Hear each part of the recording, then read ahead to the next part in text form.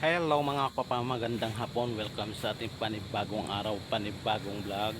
So ang video natin mga kapapa sa ngayon mga kapapa ay papakita ko sa inyo ang aming papaya mga kapapa kung mayroon rin nga ganito sa inyo mga kapapa. So ito mga kapapa, tingnan nyo. Ito po ang aming papaya dito mga kapapa.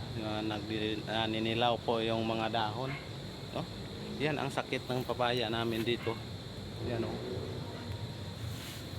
Ha? Ito, no, yan. Ha? Kumukulot po yung mga dahon niya mga kapapa. Tingnan nyo sa taas o. Yan, kumukulo yung mga dahon. May mga bunga na siya sana mga kapapa sa kasulang. Yan, no? Inatake po siya ng masakit, no?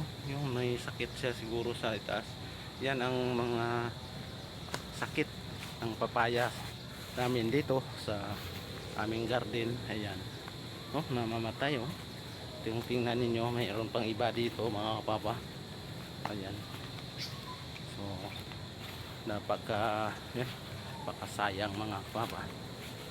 So yan oh, ito na yan. Oh, sayang. Ito pa, mayroon pa dito oh.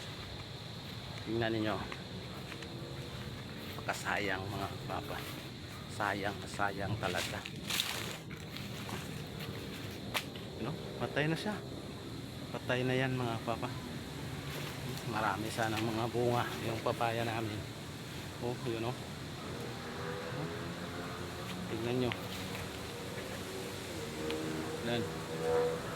So, iwan ko mga kapapa, bakit nagkaganyan ang mga papaya dito sa amin mga papa.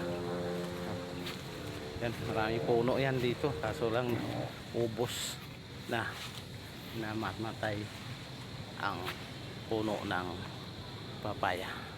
So ayan lang po, maraming salamat po sa inyong walang sawang suporta ni Papa Riz TV, at thank you for watching and God bless you all. Thank you, bye bye.